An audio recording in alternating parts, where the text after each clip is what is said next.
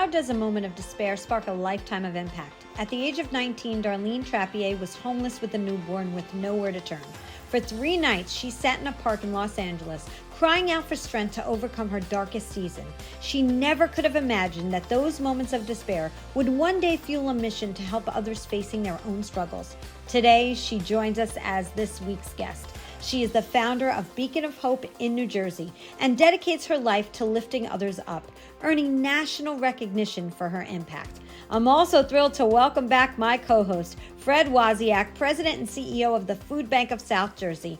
This is his 6th time co-hosting with me, and since we recorded this episode, he finally received his Today is the Day Changemakers jacket. Join us as we dive into this powerful conversation about resilience, faith, and the power of giving back.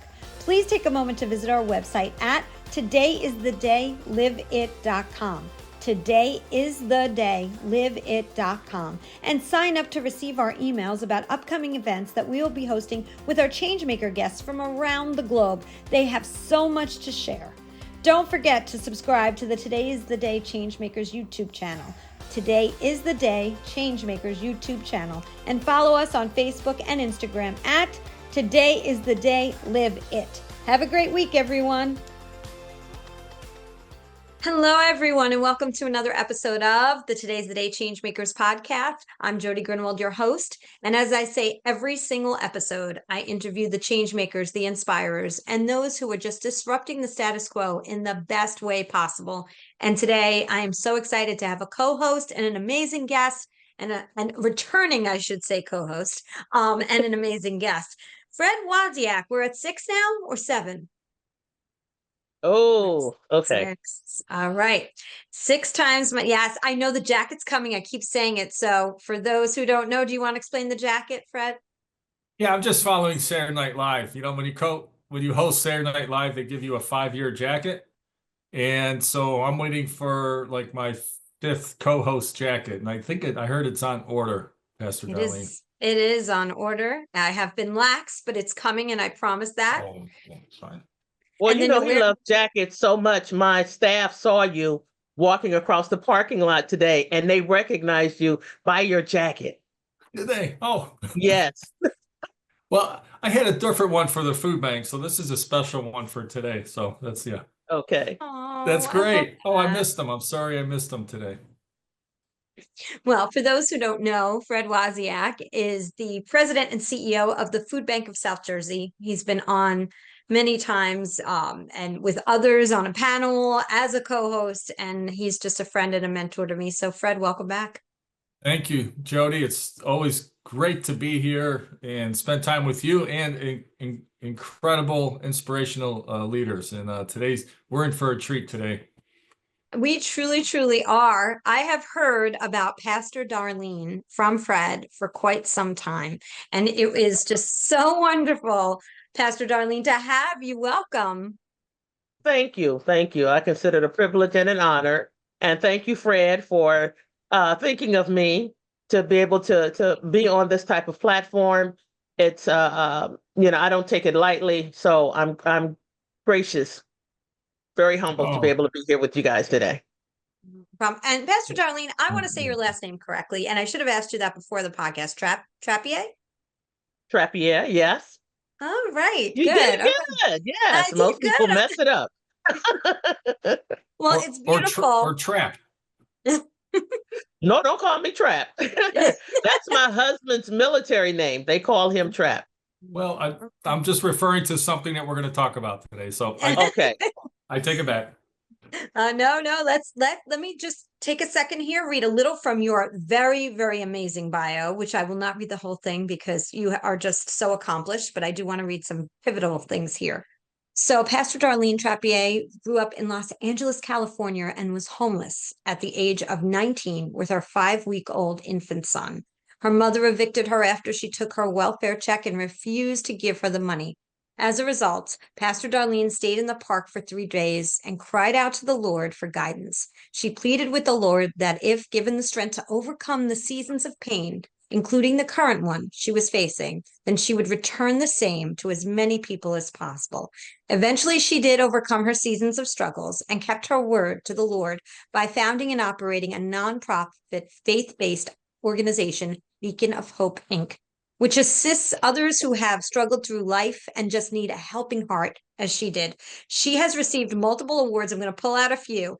Top Professional of the Year for 2020, Marquee Who's Who. Her nonprofit was selected for Food Pantry of the Year Award for 2015 and 2017 from the Food Bank of South Jersey. She is a Board of Trustee member with the Food Bank of South Jersey. She received the Community Service Award from United Christian Assembly Church. She was the Burlington County 2021 Black History Month honoree from the Burlington County Minority and Equality Risks Task Force. And Darlene Trappier was chosen to represent New Jersey in the 2023 USA Today Women of the Year Award alongside former First Lady Michelle Obama and other prominent individuals. I can go on, but Pastor Darlene, how did it feel to hear all of that? Do you get to hear your bio read out loud that often? Not that often, because I usually try not to go back and read it. Because if you continue to read the accolades and the things and the awards that you've gotten, sometimes it can get into your head. So for me, it's a representation of what we have done, my organization, as well as my collaboration with the food bank and other organizations, what we have done to reduce homelessness and hunger and just the desperation that people go through. So it's a reminder, but it's not something I look back on. I look forward to reducing, maybe one day being able to close my doors because we've accomplished what we've been called to do. I want to go back a little bit, because in the beginning I read about how it all began, right? Yes. You were 19 years old, dealing with Yes. a lot. Can you, and that was back in Los Angeles, correct? Yes. So could you share with us a little bit about that time in your life and how that came to you sitting in the park? Because that's just an unbelievable story. Well, my mother made us go to church when we were little. So I kind of always knew about God, but I didn't have a relationship with him. And when I became 19 and I had my first child, life wasn't always easy. It wasn't easy growing up in the household, number 7 of 8 kids. And my mother was always struggling, trying to just put food on the table, clothes on our backs. And, she came from a background of Southern discipline. And sometimes that discipline was abusive. So we had to deal with a lot of things. Some people said it makes you stronger, but abuse is abuse, no matter what name you try to put it under. So at 19, I had my first child and I went out for the day. And when I came back, back then you only got public assistance twice a month. So I got $214 on the 1st and $214 on the 15th. So I went out for the day, and when I came back, I knew the mail had come, so I was going to get the checks. And out of each check, she would take $150, and that $150 was to support her gambling addiction. As long as we lived in her house, we had to give her what she asked for. So when I asked for the checks, she got angry. She told me I had 30 minutes to get out of her home, and I couldn't understand why. I went to my sister and asked her, and she said because she took your check and she forged your signature and took it to the bank and cashed it, because she needed money to gamble with. So I had $10, I had a diaper bag, I had a stroller, and I had my suitcase. I had a choice of going to one or two places. It was either to the park for 3 days, which was not that far from the house, or I could go down to Skid Row in Los Angeles. I refused to go to Skid Row. Being 19 and having an infant, that was just not a place for the two of us to be. So I chose the park. And I remember talking to God when I was young, and I used to sit out in the yard when I was little and just talk to God. And I always felt like he talked back to me. So I cried out and I said, Lord, I remembered you from when I was a child. And I know I haven't talked to you in a while. If you are God, and if you are who you say you are, if you help me get out of this situation and put me in a position where where others don't have to feel what I'm feeling right now. When you have no address, when you have no identity, you feel separated. You feel like you're a part of the cement, the ground, like nobody sees you, nobody cares. And I got up and I bathed my son with baby wipes, and fed him in the park, and we would just sit there and we would crawl up in the bushes at night, and I would make sure that he was full so he wouldn't cry out and people wouldn't hear us. And, his father was in the Navy at the time, and he came home after the 3 days. I couldn't reach him because he was out to sea for the week. And when he did call, he checked and found out where I was at and what was going on. And he came and got us and took us back up to Oakland. And we were there for a while. And then we eventually moved back down to Los Angeles. I had another child, and that relationship ended. And I cried and asked the Lord again, send me someone that will love me and I can love them and they would love my children. And we can continue moving forward and I can fulfill my promise. And I always told my husband, I met him October 18th, 1984. We got married November 9th, 1985, and we just celebrated 39 years of marriage. Yes. So I told him, I said, I have to keep my promise. And he said, okay, whatever we need to do. It took some years, but I sit here today and say, I kept my promise. So beautiful. Fred, where do you want to go from here? There's so much. Yeah, that is, and this smile, I've known Pastor Darlene for 6 years now. And, Pastor Darlene, your faith is deep. It's contagious. It's inspirational. And one of the quotes you had in your book, I think under the love chapter, it was, I don't want to go into the details, but Jesus spoke to you and said, rest, for you are covered. Yes. And knowing you and the work that we do together and the work that you're doing in the greater Mount Holly area through the Beacon of Hope, that is you. And thank you. No matter, and we've been to conferences together, and whatever city we're in conferences that relate to Feeding America and, the support network of Feeding America has through the country, as we walk through the city to the conference and back and forth and whatever, you're always stopping, having a smile or a conversation. When someone you feel is in need, you will stop and do that. And it's like you cover them and you want them to rest and be at peace, and that there's hope. And so anyway, it's just who I know you of and the work that you're doing throughout our county and so forth. It's just unbelievable. Thank you. Thank you. Beautiful. Again, the check is in the mail. Another one? Another one. They keep coming. Another one, yes. So Pastor Darlene, I'm sorry, go ahead. Go ahead, Fred. You're on it. No, so I just want to, when I think it's a good story too. When the board governors invited you to join our board, probably the best thing with other leaders from our pantry network. But when you joined the board, you were a little skeptical at first. And but it's a great story because your leadership on the board, working on different committees and always bringing a warmth and fun atmosphere. I'm so happy you said yes. And, we're a better organization because of your membership to our board and your leadership throughout. Oh, thank you. So, but you were a little skeptical at first. I think if I remember that conversation, can you talk us through that and what was it? Well, first, I didn't know what I could bring to the table. I'm an agency that morphed into community services, that morphed into other things. And I would sit and listen to the board meetings and I'm like, why am I even here? What do I have that I can offer? What part can I play?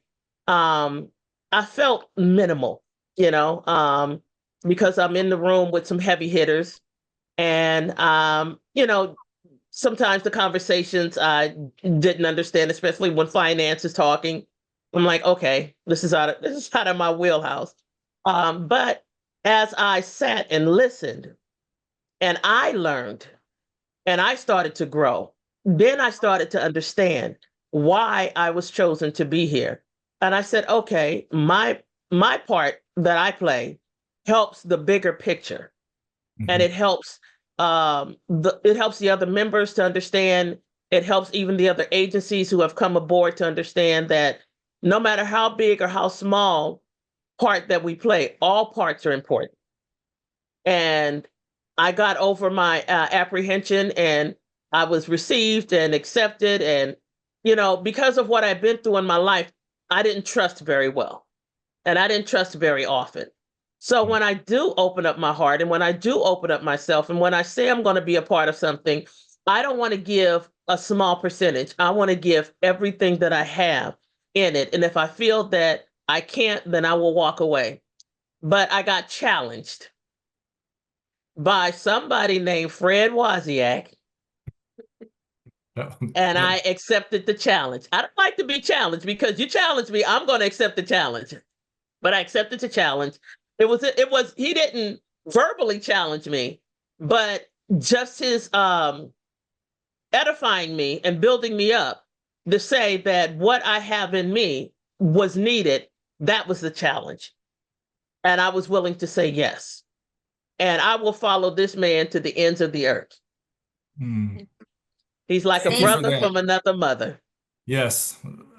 Thank you. But what's inspirational, Jody, if I just may continue, what is inspirational about Pastor Darlene, so many, I meet so many people, and Jody, you do as well, as not only through your consulting, your CEO work, the many hats you wear as a life coach, executive coach. Many people can't find themselves in that self-awareness to say no to things that aren't important anymore. Because when you say no to things that aren't with your values, when you do that, you open up the door to do the yes things. What was inspirational with Pastor Darlene is she was able to say, and I heard this in our conversations, is I don't want to do this anymore. And there were things in Pastor Darlene's life that she shared that just weren't important, because the food bank is important to her. And with the connection partnership that we had from the food bank Beacon of Hope, Pastor Darlene, that she said yes to this. And it's just been a blessing for us and all those we serve. And so, Pastor Darlene, that, to have the courage, but also to understand where your values stand, you chose to uphold what's important to you. And, we're blessed, we're a better organization because you had that decision. Thank you. I had to decide, like you said, what was important. And I was on 7 or 8 different boards, and I just felt like I was just sitting in a seat.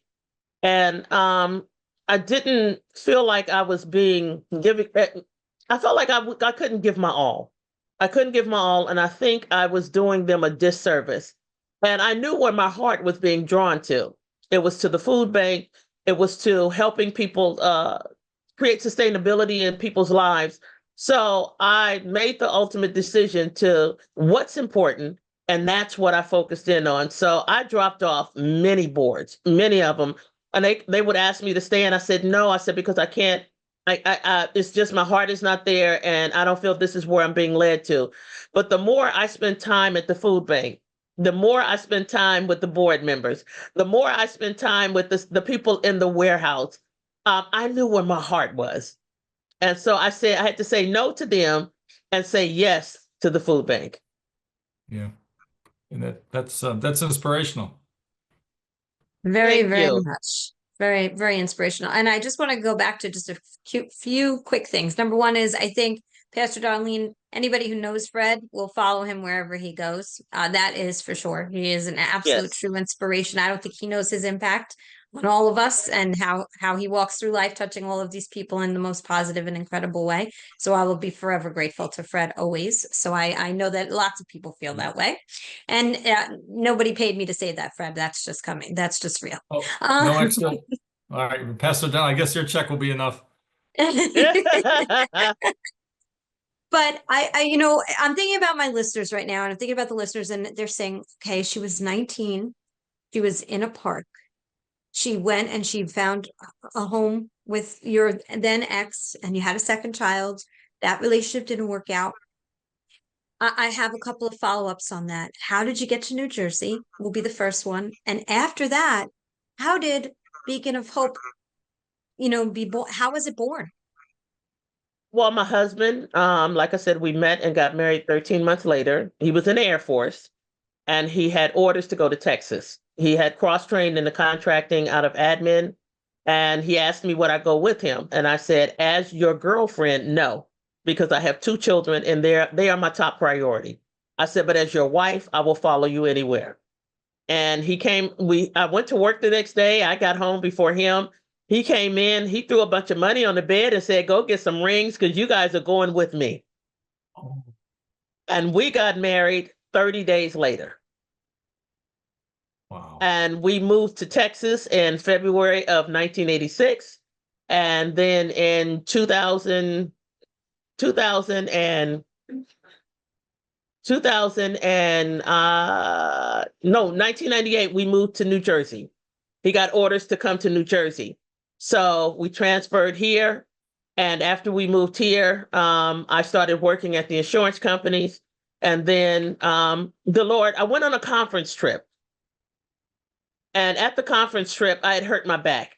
My back is, I don't know what it is with the back, but with my back, I was in the hotel and I laid there for 3 days. I couldn't go to the conference for 3 days. And for the first night, it was 8 hours. I was laying there and the Lord said, I didn't put you here, but now that I got you here, I'm going to start talking to you. We're going to have a conversation.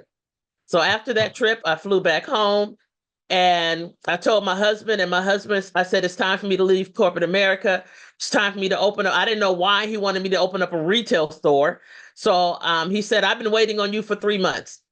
So we finally opened up the retail store. And that's when I think God started making me accountable for my promise. We had seniors who were coming in. And from the 21st to the end of the month, they were buying pet food. A lot of people say that doesn't happen, but yes, it does. They buy pet food. So I remembered that. And from the 21st to the end of the month, I put up what they call a dream sheet. What would you like to see? So they would tell me certain things.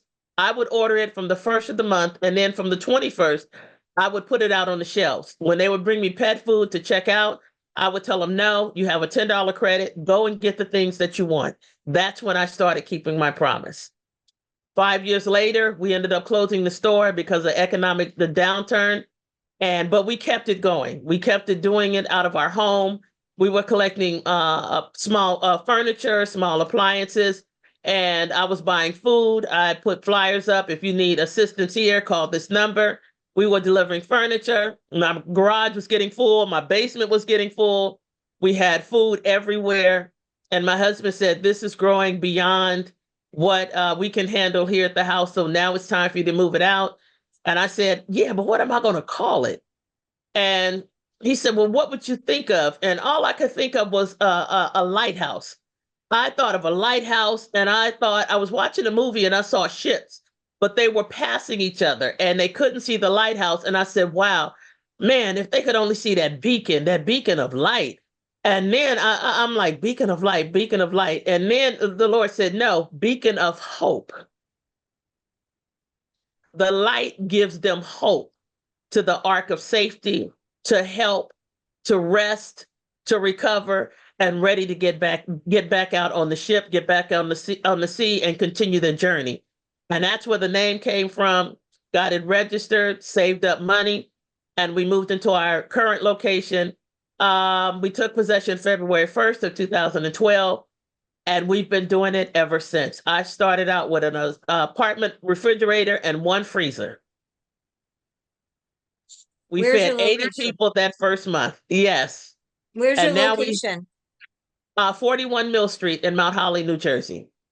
Now we have 24 freezers. 24. I'm getting chills sitting here as you're talking, and I'm just linking certain things as I do. Sometimes I'm right, sometimes I'm totally wrong. But the interesting part was the number 3. You said you spent 3 days in the park, and then you spent 3 days in the hotel room where you couldn't go to where you needed to be, and you had to spend 3 days in the bed because of your back. And Right. That's when you got the messages, and those messages came to you in the park. So the connection to the greater self, the bigger picture, the just listening to those the voice. I think a lot of people stay so closed off, and I really try to talk to my listeners who are around the world to let them know that there's hope and there's help and there's things that they can do, and that there's these messages out there that sometimes we're just kind of blind to. What would you say would be a way that people should stay open to them? What advice would you give those who feel so closed off and disconnected? I would tell them, don't give up. I know life may seem hard right now. I know it seems like you just can't seem to get above water, but don't give up. Keep pushing, keep pressing, and keep making yourself accountable. Make yourself responsible. Make yourself say, "I can do it," and seek out assistance. Seek out help. There was no assistance for me. There were no programs going on like they do now. There's programs everywhere. There's assistance everywhere. Just don't give up. I encourage people, never give up on your dreams. Never give up on your hopes. Never give up on your values. Never give up on the promises that you made to yourself. Because if you keep moving, if you don't give up, you will get to the other side, and you will see the blessing fulfilled in your life. It's going to take some time. It doesn't always happen overnight, but just keep pressing, keep moving. Don't stop. Motion is the key. Don't stop. I can just tell you one thing. My middle name is Hope. So it's when you started to talk about Beacon of Hope, that is actually my real middle name. So yeah. And it's interesting. I was talking with somebody the other day about, we sometimes let our light go out, and, we need the lighter to ignite it. And you talked about that beacon out there. And I'm like, there are no accidents. Like, even just, meeting you and through Fred and all of that, just incredible signs and things just come up out of nowhere. Fred? And I've seen Pastor Darlene in action, not only at the board meeting, which is just more colorful now with just, right. We have two other pastors on a board, and I'm telling you, there's a lot of fun. Pastor Darlene, I mean, just the humor, when all three of the pastors start talking like they're behind they're on the altar, like, oh my goodness, everyone's just in awe. And so it's just really, really nice. But, to see Pastor Darlene in action, she means business when she means business. And people won't ask, well, where? They'll say, well, how many? Or, I need you to jump. Well, how high? I mean, this and maybe, it's come from your husband, and some of that trickled down from the military. But Pastor Darlene gets the job done, and it's authentic. It's true Thank passion. you. Many a times, Pastor Darlene will reach out to me or an incredible team that I have, colleagues. If she can't get a hold of me, she'll get a hold of the right person. And sometimes we can't fulfill what her particular need or request is at that moment, but we figure it out together. Or shortly after, Pastor Darlene will call back and say, hey, never mind. I made this, and this call. And, her needs for the greater of the community. If you think about, I know Pastor Darlene is also a fellow Rotarian, that service above self. And everything that she does is always for the greater good of another individual. And when that energy is put out there, Pastor Darlene's always answered. Her call is always answered in one form or the other. So it's quite the individual. Thank you. Can't hear you. I was saying I can see it and feel it through the screen. Oh, Now to add to your long list of things is you're an author, which yes. I can't wait to read your book, Seasons of the Heart. Yes. Tell us about it. It is, and there goes Fred with the book. It is an autobiography of my life. It's from tragedy to triumph. It's the things that I've been through: childhood abuse, physical, mental, emotional, sexual, domestic violence, hunger, homelessness. But knowing that I went through all of that, I never gave up. That's why to encourage people never to give up. So that the book is a book of inspiration, of letting you know I've gone through it. You might have gone through it. You might be in the middle of it. You might be coming out on the other side. You may be starting it, but there's hope. And it encourages you to keep going, and it tells the blessing at the end. So starts off tragic. And a friend of mine said, if it wasn't for bad luck, you wouldn't have no luck at all. And I said, well, that would be true if I believed in luck. I said, but that is basically, that's what it is. It's a tragedy to triumph, to victory, to blessing, to I'm still here and I'm not going anywhere. That's right. I love that. That's amazing.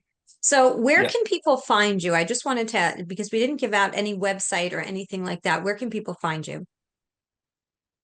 I'm on Facebook under my name, Darlene Trappier.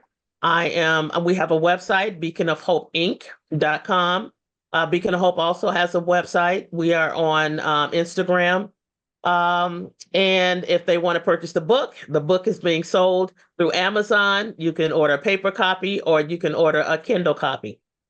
That's beautiful. And congratulations on the book. It's on my bucket list. So that's why I give so much credit to those authors out there who get it done. I love it. Well, thank you. Yes. And so tell us just too also a little bit more about Beacon of Hope, what the services and what some of the needs may be. Well, Beacon of Hope was developed by the community, basically. We started off thinking we were just going to give out food and clothes. But then the needs started coming in. I need this, I need rent, I need security deposit, I need prescriptions paid for. I don't have transportation to get from here. So we have put gas in people's cars. We have used our Uber account to get people back and forth. Seniors, we pay prescription co-pays. We do security deposits. We do first month's rent, back rent, utilities. We pay mortgage payments. We do emergency motel placement. We just recently retired our Cold Blue shelter site because of the safety issues. I wasn't willing to put my staff nor the church at risk because of the mental illness. Since COVID, mental illness has increased along with drug addiction. So the safety factor became too great. It outweighed, the injuries outweighed them being safe. So I decided after 10 years to retire it, but we still offer assistance to the homeless. We have referral services for those who are in have drug addictions, for inpatient and outpatient treatment, for those who have mental issues, for counseling and for therapy. So we do a lot of services. What I thought we were starting out to do did not end up to what we are currently doing. And we are entering to our third phase of my promise. The three promises, house them. Feed them, clothe them, and house them. So we are now moving into the affordable housing project. We are getting ready to purchase our first townhome where we can offer those who are not eligible for vouchers, but still do not make enough income to be able to get into a permanent housing. So we're allowing them to, we're going to be able to allow them to do that. Even if they have an eviction, we're going to work with them. My thought processes, and I was talking to someone, was if you have a unit and it's paid for through a grant or whatever, and there is no mortgage on it, and you have a tenant who has done good for 6 months, and then month 7th they can't afford to pay their rent, why would you look forward to evicting them? I feel like it would be best to give them a 30-day reprieve. Let them regroup. Let them get themselves back together. And that's why this is the last leg of my journey of my keeping my promise to God, is providing housing those who are in need. So if they're in need, I'm going to place them in a home, a good home. We're having the houses renovated, gutted all the way through. If they need furniture, we'll be placing brand new furniture in there. I want them to feel like this is their home. And if they feel like this is their home, and you're giving them something that is not rodent infested, that is not mold infested, that is not falling apart, that is not pushing out brown water, but they feel like this is a home. They will work with you to take care of it because they're going to want to stay there as long as possible. So this is the last leg of me keeping my promise to God. Number 3. That number 3, and that's my number 2. So that's very funny. It's just that it's a very good number. And so that's incredible. Who has been your mentor or mentors along the way? I would say my longest running mentor was my sister. We were Irish twins, and she gave it to me straight. If I was wrong, I was wrong. If I was right, I was right. She was my encourager, but she went home to be with the Lord January of 2021. And my next mentor would be my husband, my best friend, the father of my children. And then my next mentor is the one who is on this screen. Yes. Yes, he has been my encourager. He's honest.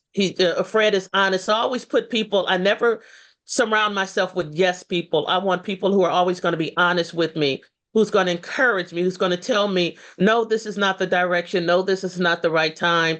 No, but there's going to be a yes at some point, who is always there to back me, to support me, and to encourage me. So 3 most important people, I would say, would be my sister, my husband, and my brother in arms. Oh, Fred. Man, I was not expecting that. I mean, I thank you, Pastor Darlene. That is thank you. Yeah. Well, we host a yearly Changemakers forum, and in 2023, Fred was the Inspired Change recipient globally.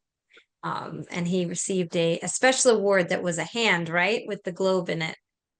Yeah. Because whoever comes into contact with him, no matter where they're located, he has them covered. And you will change being in his presence. You will definitely change for the better. Because I have been around other CEOs, and you never get to know them. You're just another person in the room. But he makes it his mission to get to know you and allow you to get to know him. He makes himself vulnerable. Even though he's CEO, he understands that's just his title. He is a person, and he treats everybody else like his brother or sister, like you're a relative. Even though when we're around him, we give him the respect of the CEO, but he always shows us the good side of him. Without a doubt. I don't know any other side. I only know this side, and I love this side. Well, I think that's the only side, but it's the entertainment officer. That's what the E stands for. Well, either way, what all sides of you, everybody talks about how much they love you and how they respect you. And I've been under another CEO that was at the food bank in South Jersey, and I told you this is so much more refreshing, so much more inviting, and so much more welcoming, and so I received so much more support than I've ever received in the 12, 14 years that I've been collaborating or an agency at the food bank of South Jersey. And ditto, likewise. And Jody, Pastor Darlene, our work together isn't over yet. So we have, unfortunately, in the environment that we're in, we need strong, authentic, because success is built on relationships.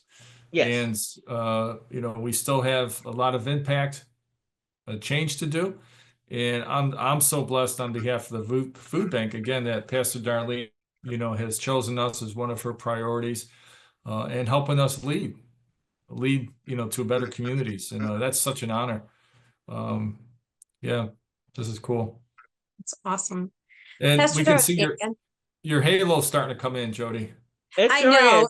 I don't know what's happening. This is the just first move time. over a little bit. Let's see that. Just look at that. Oh my goodness. Oh, maybe that's the better way. Hold on. I have to go that way. I'm trying to go to the right. What is wrong with me? I just need to go to the. Oh, that's perfect. There we go. Yes. now that the time has changed, the sun comes in a different view. It's very funny. So Pastor Darlene, what are we missing hearing about? Because you've got so much to share. Is there something that we're missing that the listeners need to know? Well, you don't tell everybody everything about yourself now. Now I've got to have some secrets right now. I am determined. I pull no punches and I play no games. And it's not being mean. It's just that when I see children that come to Beacon of Hope for the first time, and you could tell that life is beating them down. You see the mom and the dad, and life is beating them down. And you see that I'm going to move with you guys because my laptop is about to die, and I don't want to die. But you see their lives change. You see how their lives change, and you see how happier they are after coming to Beacon for. And I know this is not a good video. You're fine. Keep Oh, going. that's great.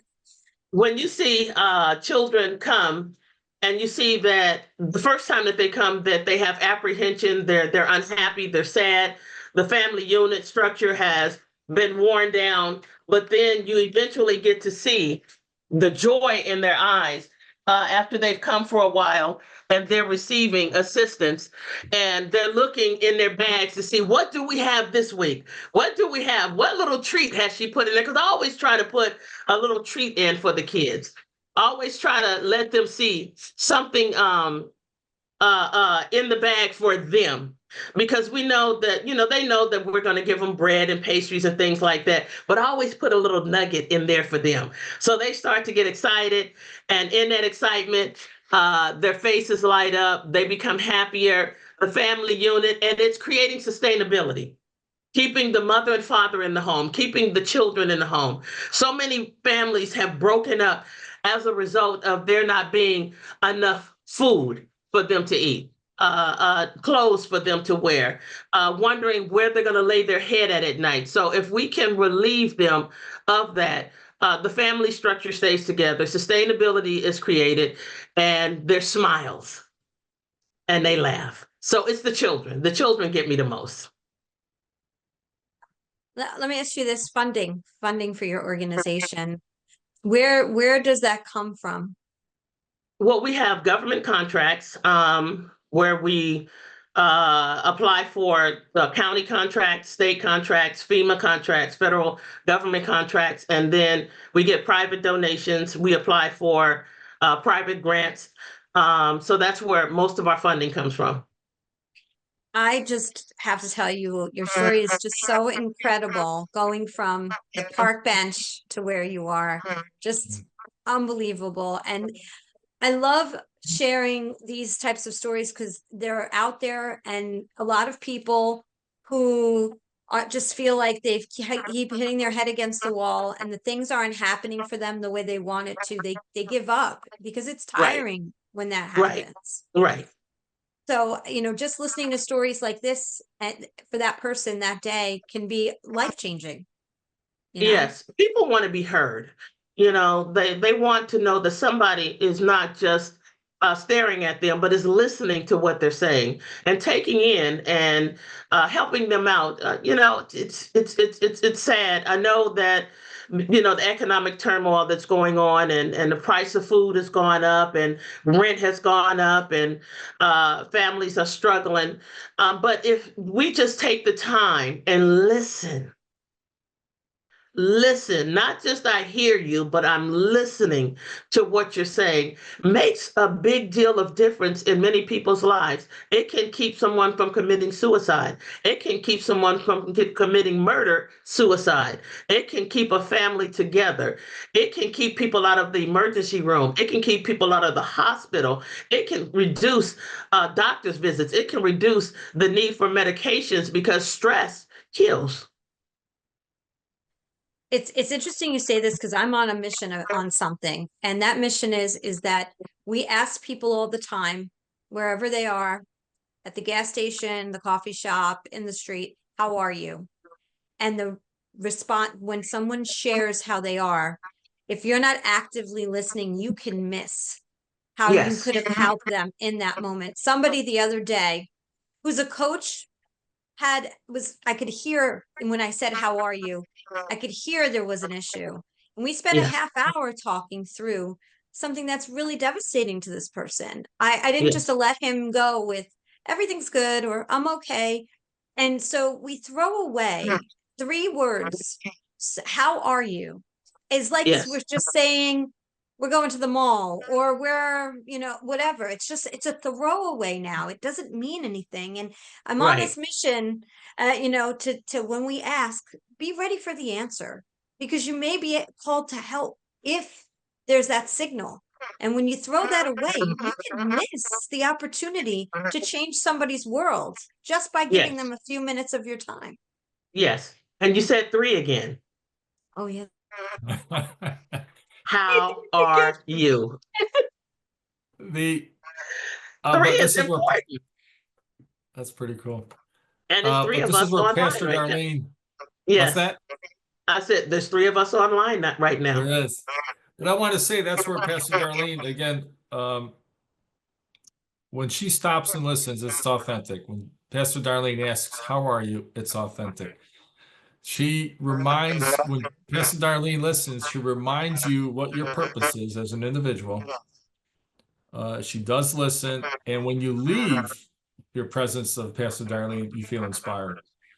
So there's a gift, just the magic that Pastor Darlene, but it all comes from her heart, her passion and mission in life, and people sense that, and so you're a magnet, and you heard all the things that Pastor Darlene was doing, and some of the things now, she's only filed it down, but even now, as busy as she is, she takes the time to stop and listen. And Oh, thank especially you. when your legacy is your family, your children, Yes. your relatives, everyone comes to the food bank that needs to help load up your truck from the food bank to the pantry. And our staff get excited, and Pastor Darlene is just pulled from our staff in so many directions and I don't know if this is strategic, but it's the mastermind of Pastor Darlene. By the time she gets to talk to everyone wants to talk to her. They feel better. The truck is full. It's all loaded. And then she's ready to go. So she's a smart individual. I believe this of you. Pastor Darlene, quick question. What book are you reading right now? Besides your own, which you already wrote. I haven't had the opportunity to read right now. I do read my Bible every day. But as far as another book, I think there's a book that I wanted to read. It's called Where is Your Peace? And that book, I pulled it down, but I haven't had an opportunity to start reading it now. And it talks about the times that we're living in, but maintaining your peace through it all, through everything that's going on. When you're in a grocery store and you're frustrated over how much the bill is, maintain your peace. When you're on the road and people are having road rage, maintain your peace. When you're out in the malls and you're seeing the kids are crying, and for me, being around a lot of noise, sometimes, maintain your peace. So that's what the book is about, and I can't wait to break it open and read the full contents of it. But it's Where is Your Peace? Well, I was just listening to a podcast today from Jamie Kern Lima, and she was just talking about this peace, and finding your peace. So I feel like this is something that we need to do more of. So much noise out there, and it's difficult at times to find that inner peace. So I think you might have 2 more people who might be reading this book. I saw our friend Fred writing it down I wrote too. it down. Yep. So Thank you.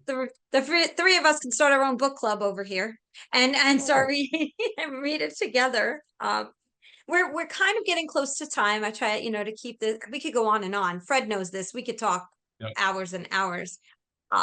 Before I ask the last question, Fred, is there anything else that you wanted to ask of Pastor Darlene? I'm just thrilled, delighted, And just what a pleasure, Pastor Darlene, to have you here with Jody.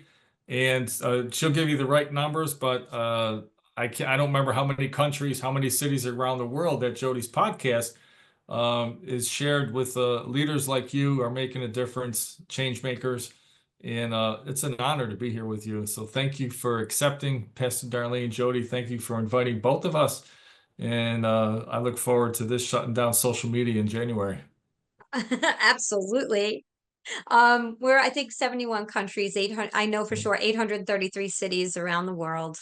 So it was an idea, just like you, it was an idea, it was a thought, and it was a fear of it not working out. And here I sit now with all of that, starting with, like you know, just a thought and something that was pulling me to want to share stories of incredible people making a difference in their corner of the world and beyond. So I'm grateful that you know, whatever you believe in out there, the universe, God, whatever it is, it was brought to me, and and all of you were brought to me. And that has been such a tremendous gift. But Pastor Darlene, last question I asked my guests this season is, what are you creating right now, your legacy that you're creating right now that you want?